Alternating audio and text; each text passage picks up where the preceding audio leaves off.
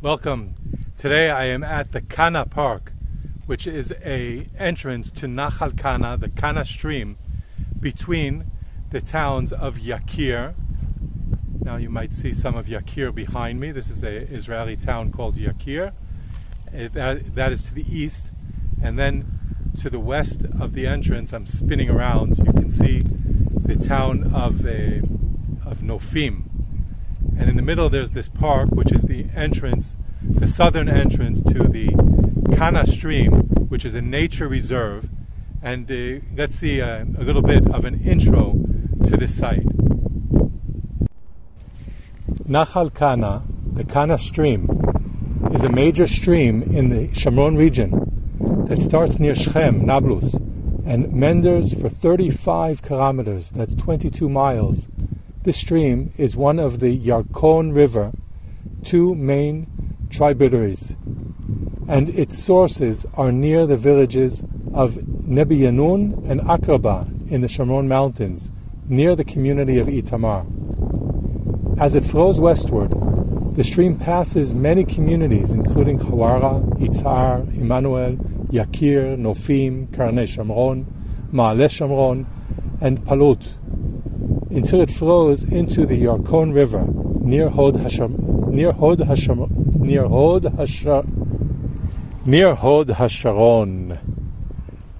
The stream was once the border between the tribal territory of Menashe to the north and Efrayim to the south.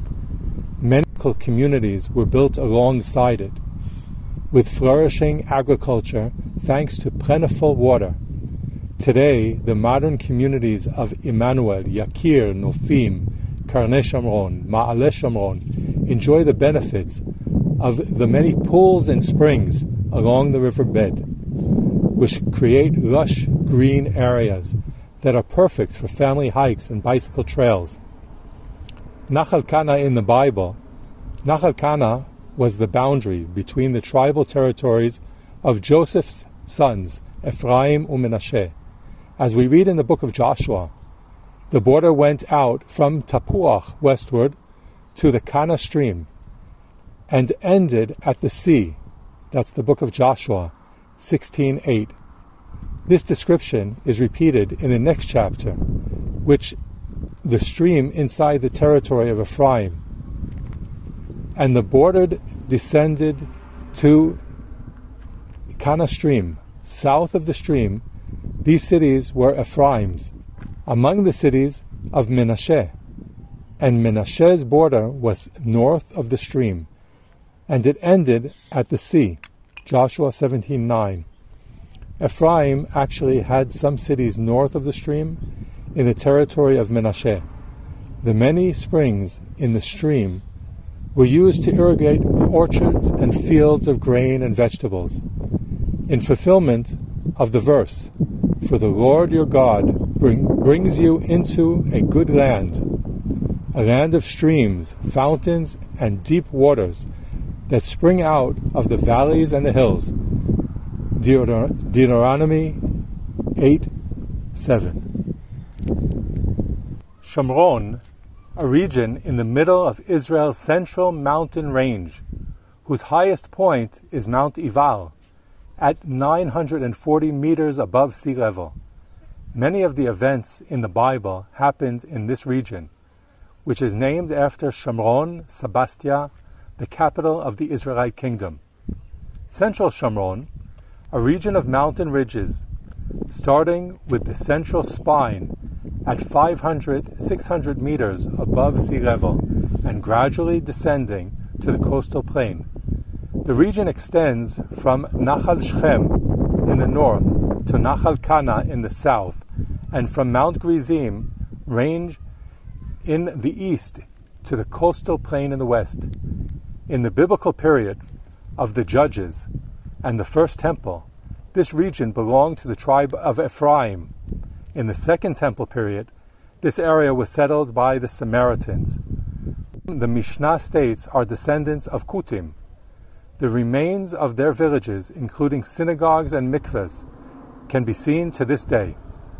This region is the home to many modern Israeli communities such as Barkan, Revava, Yakir, Chavot Yair, Nofim, Karne Shomron, Ma'ale Shomron, Kedumim, Emanuel, Shaveh Shomron, and Avnei Chefetz, as well as many Arab villages on the hillsides, whose residents cultivate the agricultural land in the valleys.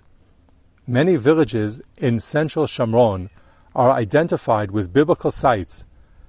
Fartara, for example, is identified as the city of the judge Abdon ben Hillel the Paronite, and Benaiah the Paronite, one of King David's mighty men.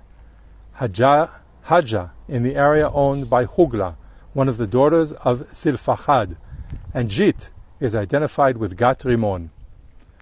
Karstic activity, when rain dissolves different minerals in the rocks, has caused the formation of many caves, including Satyric caves. Sites nearby: Chorvat Shahada, remains of the Second Temple period village near Nofim and Chavat Yair on the Jabal Abrad Balad mountain, with a breathtaking view of the entire surrounding area. The pottery found here is evidence that people lived here from the Second Temple period until the Muslim period.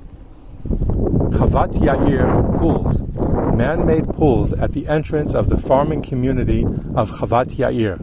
Many tourists come here to enjoy the nearby Nahal Kana stream and the Shahada ruins, the spectacular view, and the pools themselves. The area includes large parking area, 2 shallow pools, shaded picnic tables, and an amazing view. Dar Adarab, burial caves near Natafim that belong to the priestly family in the Second Temple period. The last remaining decorative pillar at the entrance shows how magnificent this cave once was.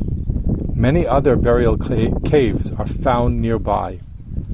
Gatot Barkan, Hirbat el-Bukhara, the ancient industrial zone of Barkan, a Second Temple period town with an impressive array of archaeological remains. The pale rock surfaces have large hewn pools for collecting water, the remains of agricultural installations, an impressive pressing floor for wine, considered one of the most beautiful in Israel. Pools like these were common in western Shomron because there were few springs and the hard rock was ideal for holding water. Chorvat Samara, a Samaritan settlement near Enav, built on Roman ruins, with a synagogue facing Mount Gerizim. The beautiful mosaic floor found here is now on display at the Museum of the Good Samaritan near Ma'ale Adumim. Specialized cycling trails have various degrees of difficulty. Shomron, Sebastia, the capital of the Israelite kingdom during the reign of Omri. Omri's son Ahab built the palace here. In 722 BCE, the city was destroyed by the Assyrians and resettled with Samaritans. King Herod built the city and named it Sebastia. Today, we can see the ruins of the impressive buildings, which include a theater, a hippodrome, fortification towers, and a basilica. At the foot of the site is the former Masodia Sebastia train station on the Turkish rail line from Afula to the Sinai.